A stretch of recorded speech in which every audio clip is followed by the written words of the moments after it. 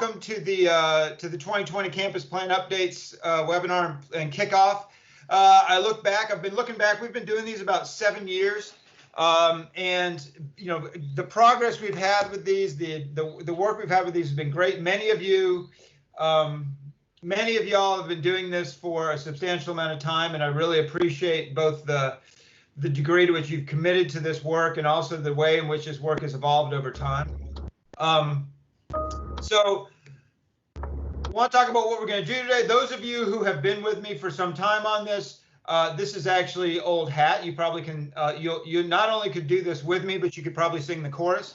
But we're going to talk a little bit about what's new. Every year we do a little bit what's new, and this year there's actually a few things that are, I think, going to be of not just of interest to folks, but also really useful in a more global sense about what we've done and added.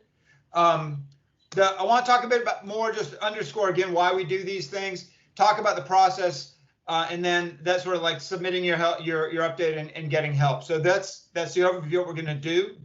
We have crossed the 50% point for young adults with credentials of economic value.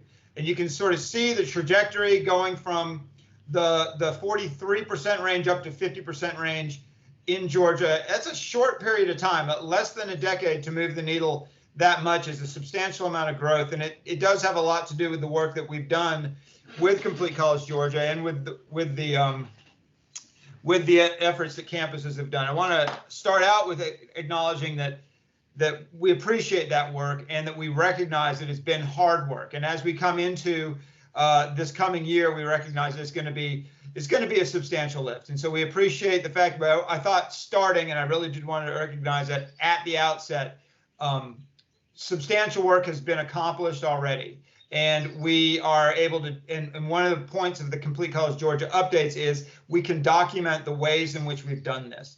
So this work is not an idle report that gets sent in and is not used or not looked at. It is a report that we actually value quite a bit, and I'm hoping that, again, this is something that gets used on your campus. So what's new for 2020? In the past couple of years, we haven't actually changed too much in these reports. This year, it's a little different. So this year, the plan update and structure is actually somewhat changed. There's a new element to talk about that we'll talk about in a bit. That is, I think, pretty important. It'd be pretty interesting to see what y'all come up with, what y'all submit. It is not I don't think it's a hard lift, but it's going to be. There's a bit of a new structure to it. We have now, and this is something most of you may know about already, but I want to reiterate it here. In the past, we have just sent out flat file Excel spreadsheets to everyone of their validated data coming out of the ADC for you to use in your planning and your reporting. About half of those are now going to be half of those now are in click data visualizations, which allow you to push and manipulate that data, to sort and filter. It also allows you to do comparisons with institutions and sector and the system on your own, and do it within those sort of granular levels, something we could not deliver with an Excel spreadsheet. There are some that will still come as spreadsheets, in part because the reports themselves are just pretty complex. But those are the data visualizations are available. I just want to sort of make sure that we talk about what will be where. Strategy survey, every year we sort of take a look at the strategy survey. That's and make updates and changes to it. And again, this year is no different. Big thing, template is back. So those of you who've been with me for who've been with us for a couple of years or all the way back, we started out free form. We've gone towards a template. We then went away from a template. We now have a template that's available. Is not required, but the template is back, and I'm going to talk a bit about both the why and the what. And then the pandemic update. And again, this is something that y'all have probably already seen a look into. Your return to fall instruction reports have been asked to provide some information about momentum and the pandemic. And we're just going to mirror that in this report. It will have a little bit of a different flavor, I think, but it should be the same, similar material, similar information. I want to talk a bit, just briefly, to make sure we're all, sort of moving forward on the same page, about why we do this. So for us, for the system office, this is our best look into the work you do. And so when you sit back and you say, you ponder about how we have helped to develop some of the structures around having campuses support one another to make these connections and understand who's doing what well and who is struggling with what in what areas and may need to have some connections made. This is how we can see your priorities and your work. It has been really valuable in the last couple of years for us as we've developed momentum summits, as well as the advising academies, as well as just ad hoc communications and connections, that we can look into these reports and actually sort of have a pretty good sense of the feel and focus of the campuses, so that we can begin to sort of use the expertise that is spread out across our 26 institutions to support one another. Because again, the system benefits from the collective advantage of having 26 very powerful, very innovative institutions who can support one another. I think arguably from the institution side of things, the big advantage is that it's an opportunity to reflect and refine what you do. How have you done it? What have we done? Where do we want to go? It's also, and I think frankly, a pretty good vehicle for showing off your work. And we want it to continue to be that way. We also appreciate the fact that these are oftentimes reflections on the work that has been done, what has not worked, what you think might work differently, and also a really good opportunity for you to structure strategic planning, particularly in between your phases of strategic planning. This is a good check-in point for y'all. And we've heard that from some of you, and I hope it's useful for you in that process. We do, like I say, use these. We read these. These are ways that we respond to policymakers at the Capitol. We will expect to see that a lot as we again make an argument about the ways in which we're supporting students in the transition to virtual instruction, and then as we come back to fall instruction. We expect that these will guide work on campuses. We expect they give us sort of a look in on what y'all are doing, and they have served for the past 7 years as our most comprehensive public document of student success work underway. This is something we share with our partners at the national level. This is something that makes Georgia somewhat unique. There are very few states that do this type of reporting of campus level success work, and it really makes us both a vanguard state for this work, but also it really does help to shape the ways in which we can support our success work across the state and make sure that the people of Georgia understand that this is the work that is underway in order to support the students that they send to us. So let's talk a bit about the process. Process is generally unchanged. There are two parts to the plan. There's a strategy survey. It's completed online. Those of you who have done it in the past, it requires the login. We'll talk about that in just a bit, but it shouldn't be a particularly hard lift. It's actually smaller this year than next. It will open next week, and the only reason I'm delaying it by a week is I want to make sure I've got everything tightened down on the survey. The narrative report, again, it's that second part of it. This is so the strategy survey, if you will, gives just a global sense of what you're doing, and then the narrative report is much more focused. Still includes that institutional mission and student body profile. That's important to us because we want to know how your work relates to who you see yourselves as being. There's a new section on improvement practices. This is not an assessment, none of this, and I should start out by saying none of this is assessment from the system office. We are not using this as an assessment tool. This is a reflective tool, but the improvement practice section is new, and it's really how do you do your change process? How do you understand the work, the data that you've got? How do you work the process of knowing and understanding your change? It's just a way for us to understand how you work so that we can support you better. The momentum update is improved. So we in the past have done work. We have the momentum sort of sitting over here, and we had CCG that had been legacy coming through for the last 7 years going through, and they were somewhat disconnected. We've now done some work to align them. So essentially the momentum updates, CCG updates are all now in one piece. They're aligned. It should make it fairly straightforward and easy for you to sort of continue to reflect upon your work on that momentum framework, and also to do the follow-up on the Momentum Summit. We do ask in that, sort of the COVID-19 changes and that section actually mirrors what was asked of the fall to return to instruction section. So I don't think that's going to be a huge novel shift. What it will do is it gives this, because of the submission date, it gives you a little bit more time to reflect on, well, what actually happened? What was our experience when we did return to instruction in the fall?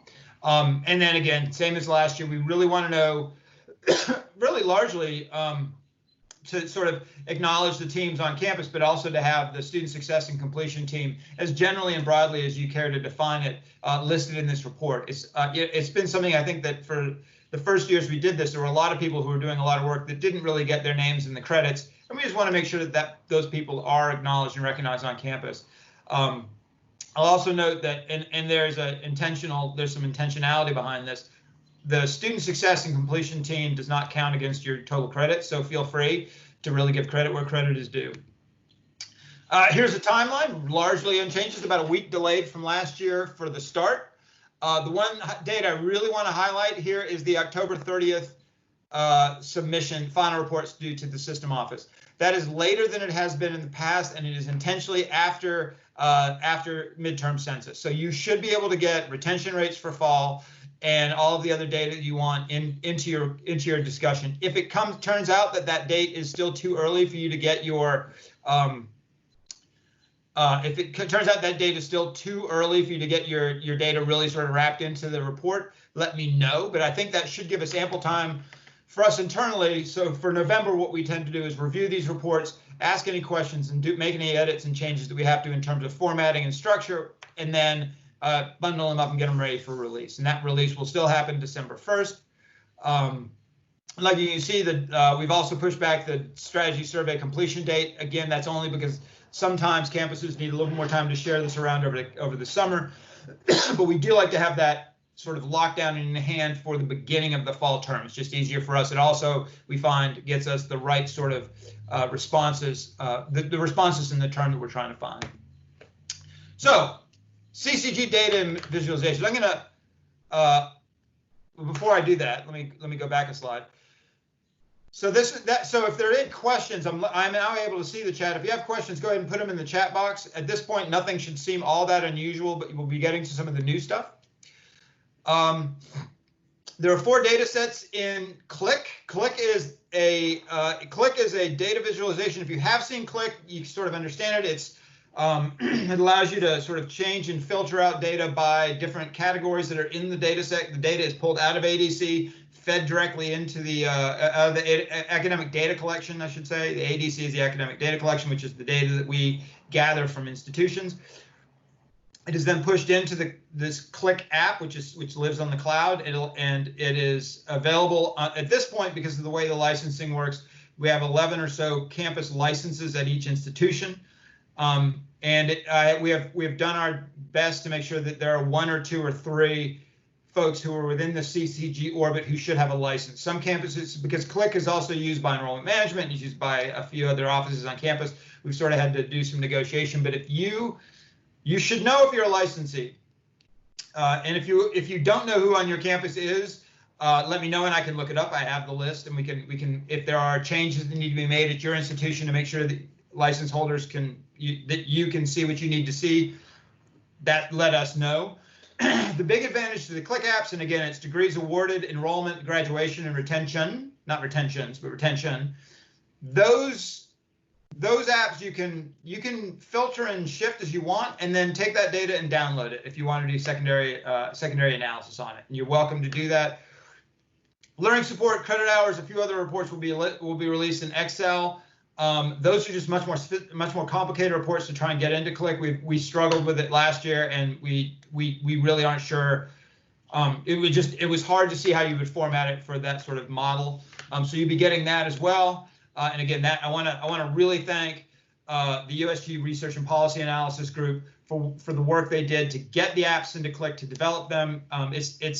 It's something that when you see the finished product, you think it's intuitive and natural, but when you actually go through the process of seeing developed, it is a great deal of work behind it. It's a great deal of work to get the data out of it. And I want to really make sure that if you see things about these apps is what they call them, these visualizations that can be improved, please give us that feedback, because it really, really is helpful to us to know how this can be more useful on campus.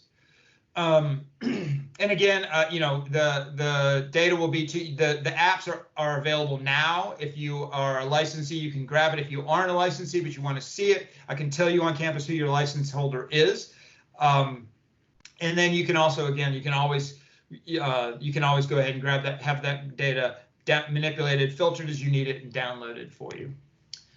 This is what they look like, just so those of you who have not, this is the 10-year retention trend for the USG. This is what the visualizations will look like. You can see over here on the, pardon me, the left-hand side of the screen, there are, all kinds of filters you can apply.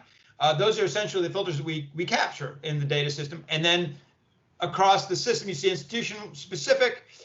That's currently not institution specific because I haven't filtered on an institution. But then below that, you have the categories, and you can see the comparators right on that screen, which is a pretty great thing to be able to do. And again, I encourage you to dig around and play around in that, but also to sort of think about how you might want to see that get improved. So, strategy survey. The strategy survey is revised from 2019. It is not. It is fewer questions. It is more. There are elements that we've just sort of. We're retiring some of these elements because at this point they have been rolled into your momentum work, so we don't feel that they're all that they're all that productive. But also importantly, we want to make sure that this is as useful as possible. There are new updates and there are some elements that are talking about shift to virtual instruction and activities, so be prepared for that, that there'll be some conversation and question. And we really are just curious that as things have shifted to online, what all has shifted virtually and what are the platforms and tools you're using. Again, I'll point out this is this thing you have to log in. The way this is structured is it requires you to be logged into the system so that you can save and share. So that you may not be the person who's starting the survey.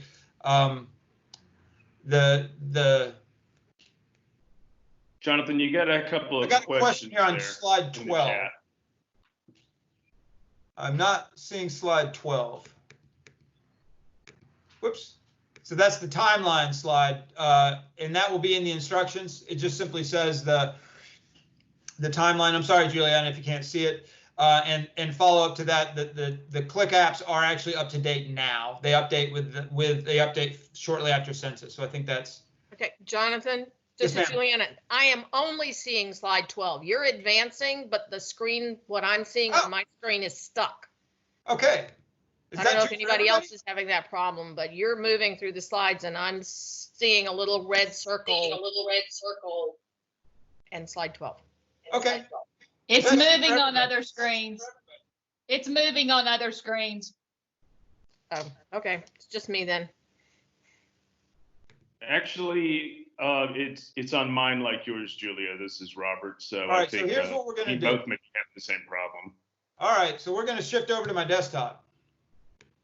How exciting is this? So let's go back. I'm not going to. All right.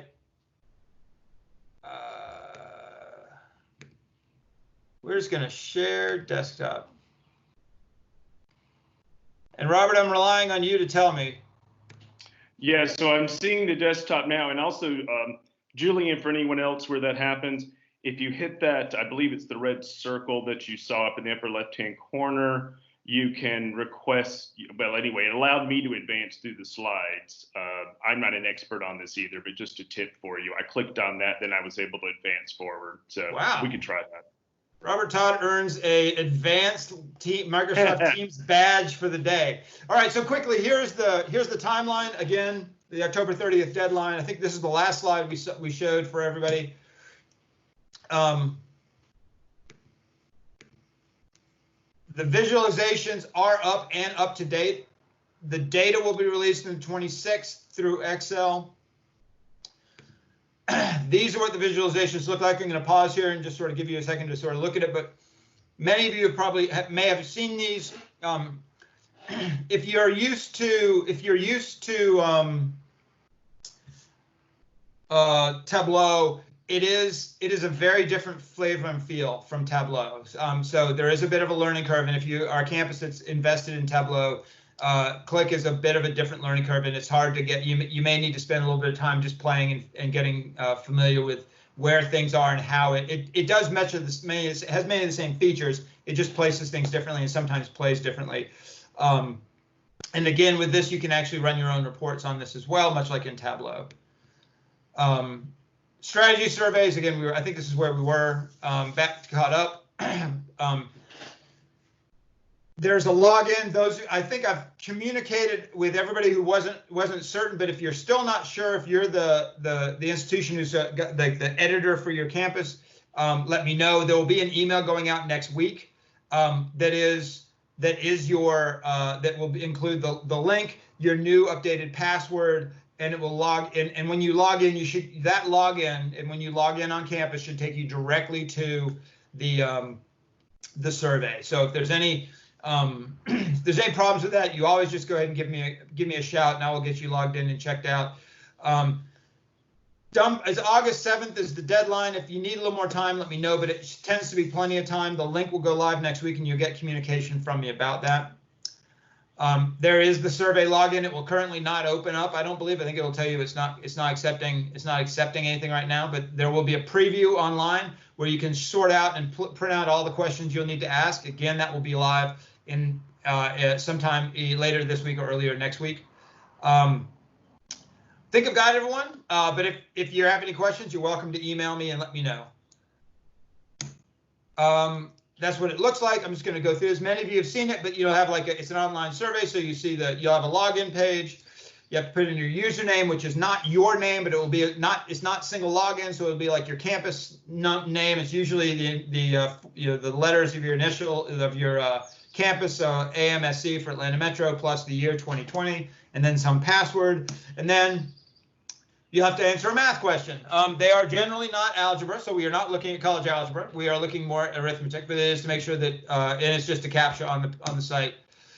But don't panic. We will support you on this if you have any questions. There's my email for it. So the strategy survey has actually been really helpful to me. We're still trying to figure out how to make it look right for folks to take a look at, but that will be my goal for this year, is to make sure that the survey is something that you can actually view and see who else is doing what. So the narrative report, I want to acknowledge where we are on time. Coming in about 25 minutes in, we're going to spend the rest of our time talking about sort of what you'll tell us and what you've done. So again, remember it's for 2019, 2020. It's for the last year. There's some degree to which this has got a little bit of a perspective look, because we're asking for your updates and next step. We really want to know what you did last year. The template is back and it's on the CCG website. We're asking about your change process, what data you look at, what's involved, all that, and what has worked, where's your view shown is going well and not well, sort of like, and again, this is very much a formative conversation. And then finally, we have aligned the reports with momentum framework, and I'm going to talk, there was a question in the chat before I logged out that's specific to that, and I'm going to talk about that in a bit. So institutional mission and student body profile, this is unchanged from previous years. Y'all do a great job with this, but it really is a good way for us to sort of have and for some of y'all, this does change time over time, either enrollment shifts, priority shifts, mission has changed for some of y'all, but just make sure that you tell us like sort of who you are. If you're going to include data tables, and many of y'all do, they should relate to work that you're working on. And for the most part, folks are good. What we're trying to avoid is sort of having a front-loaded section that just is a global comprehensive overview of every aspect of your school. Mostly in what we're looking at is how does this connect? How does this information about your students connect to the work that you're focused on?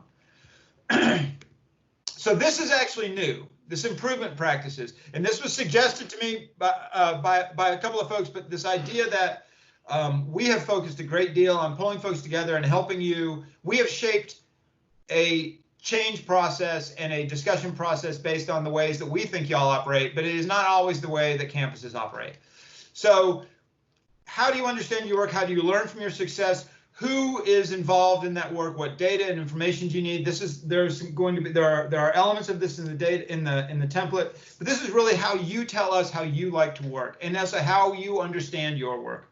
It's really useful for us at this stage. I think this work, and tell me again, this comes out of the Momentum Summit 3.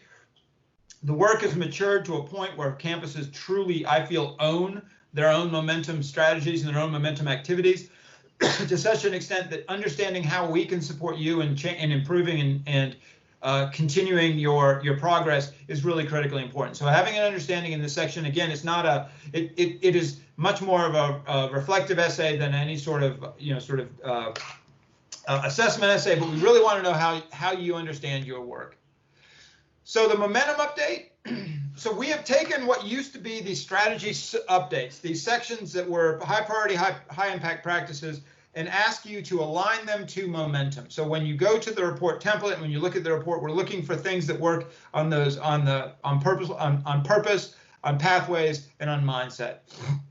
Most of your work, in fact, almost all of your work will fall under those categories. But we want to align those in such a way that we understand them in terms of how they're aligned with both your ongoing work and your sort of anticipated work align up with that sort of core framework. We have found that campuses this will hopefully, we're hoping to lighten the load in reporting. There's not a secondary or a supplemental update on momentum. There are simply two parts in the momentum update. One is on the ongoing work, so that could be everything from your co-requisite work and your credit intensity work down to your transition to college and your advising and your early alerts. All that work falls under that framework. And then there are plans that you developed in Momentum Summit 3. And we want to have a checkpoint where you say, well, where are we on those plans? What's working? What's not working? Where we had to affect? Where have they been affected? And then again, built into this is this idea that you'll do some observations and next steps, not sext steps. Good God, that's like the world's worst typo. Talk about an unfortunate typo. I will correct this before this goes out, but the next steps are really important for us to know where you're taking it. That's and then again, this is from last year. This is not new, but again, this is where we let the credits roll. So I think, and Robert, if you can check the chat, I'm just going to say, like, that gives an idea.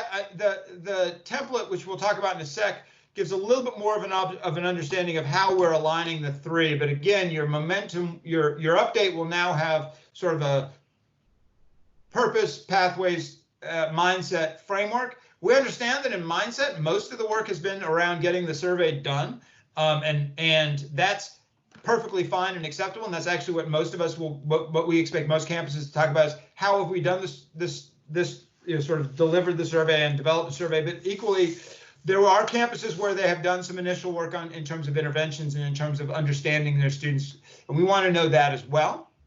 And so there'll be that opportunity in that section. But again, most of the work you've been reporting on the past 2 years will align with some of these. And they will all fall into that template. The template is a Word file. It's available for download. It includes details for each element. It looks a little bit like this. Well, it actually looks a lot like this.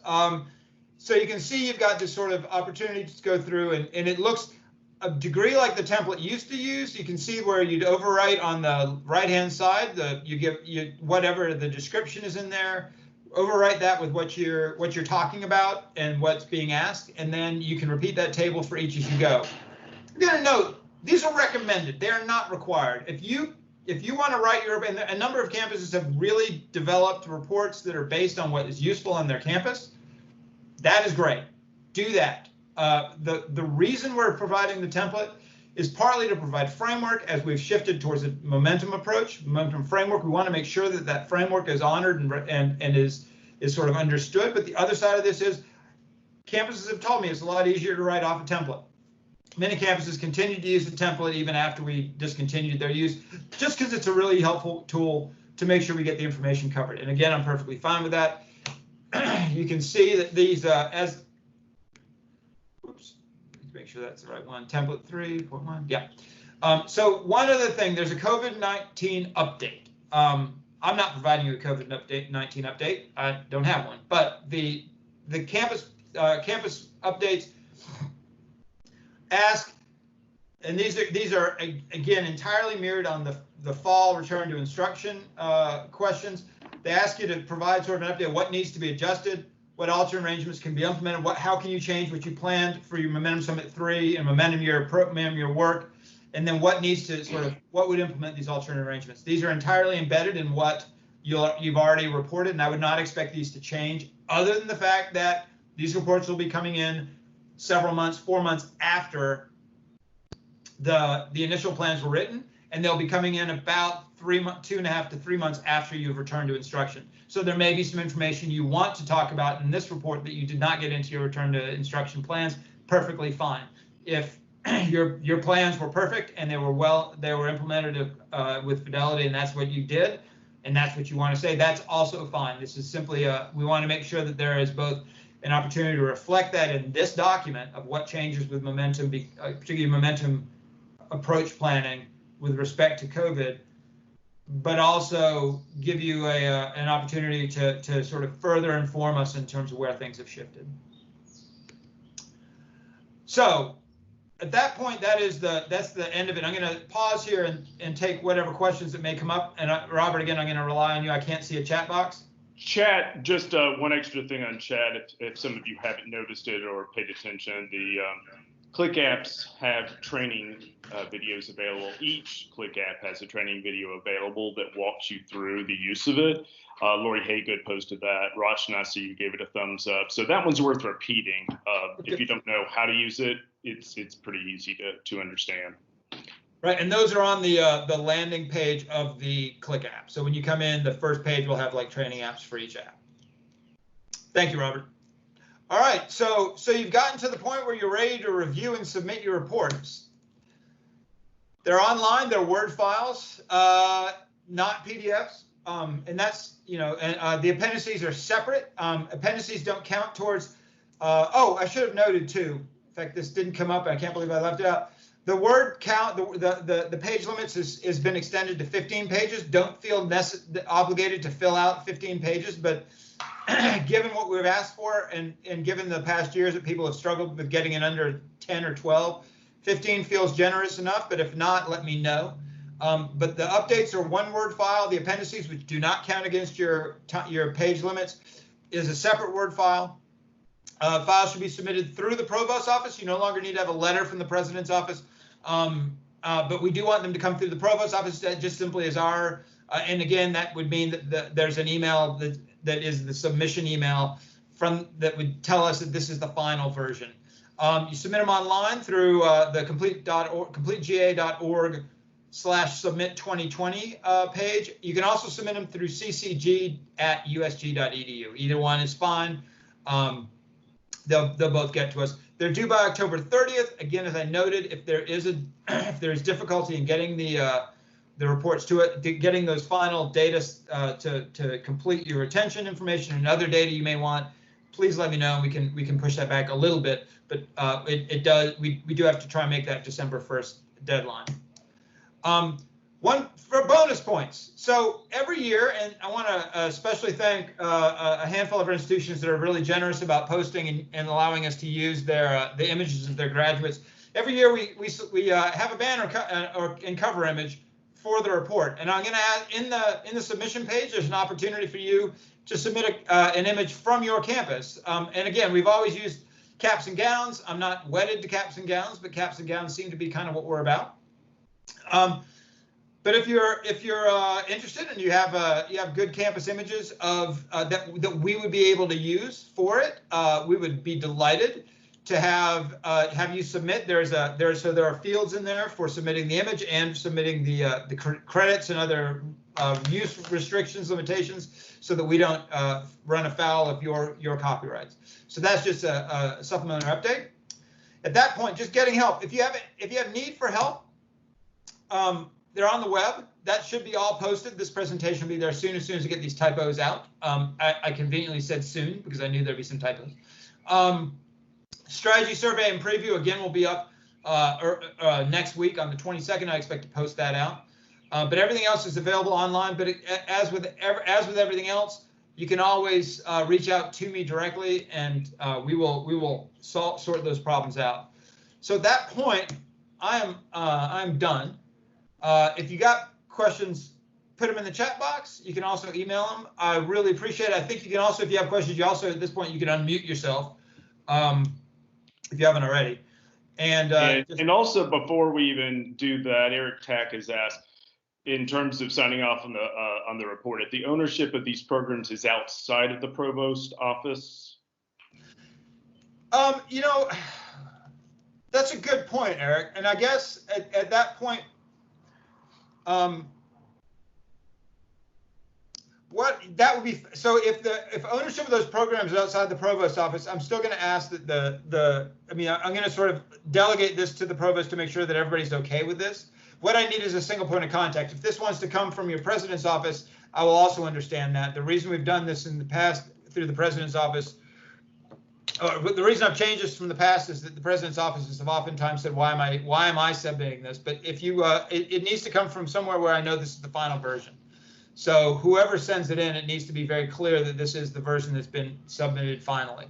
And that's the, if that is in general the provost office, but it comes from outside of that, that is fine by me.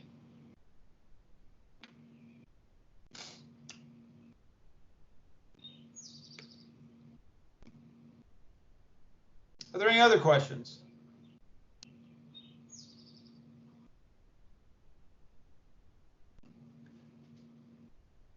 All right, well, look, thank you so much. Again, I want to point out again where we, want to end where we started, that the progress we've made has been pretty impressive.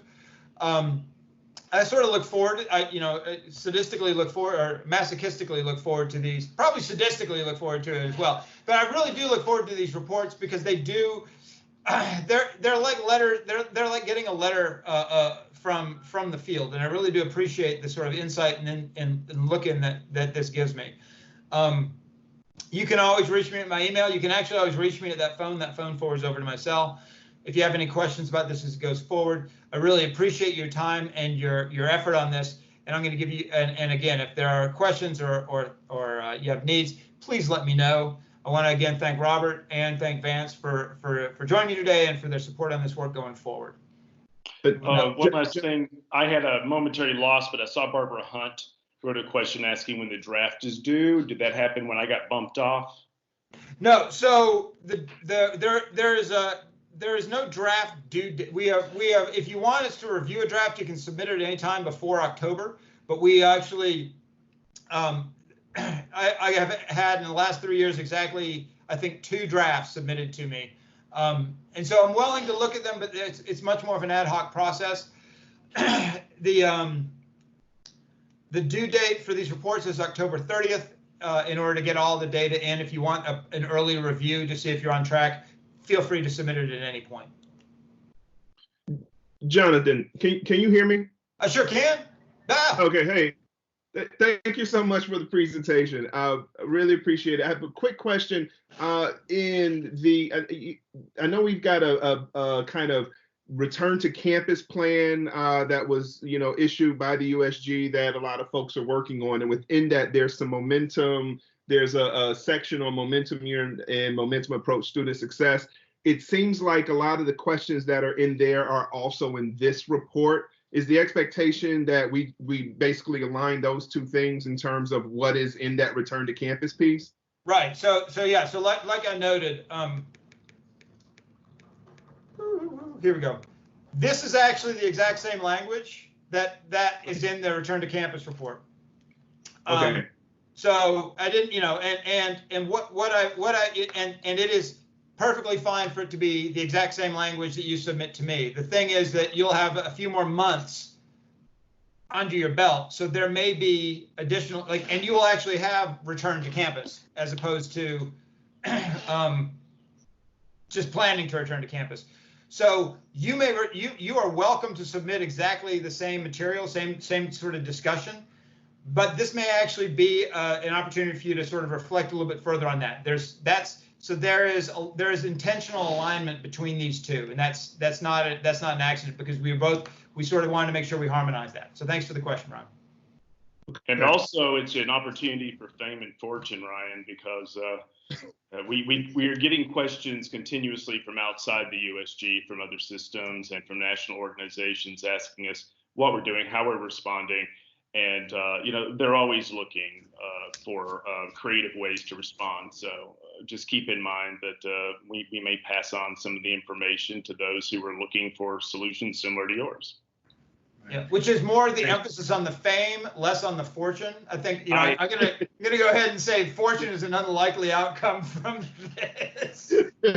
And Ryan is actually referencing, I think it's page 7 of the return to campus planning for May. So page 7. Yeah. So Yeah, and so Ryan, very good question. Again, we did mirror these and sort of wanted to make sure that, and again wanted to reflect the fact that you know, the plans that you built in Athens may have to have some adjustments, and the plans that you've built for the last 3 years will have some adjustments, and we just want to understand in a honest and frank way what that will look like.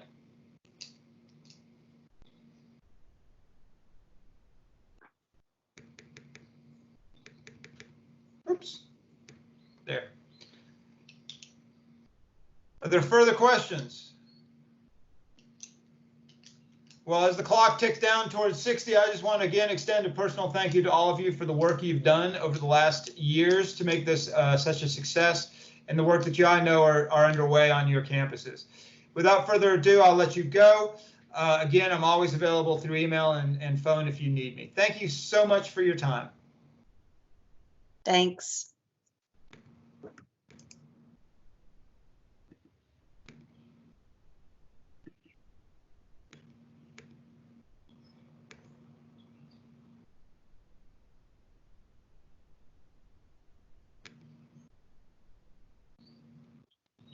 Have a good one, Jonathan. Thank you.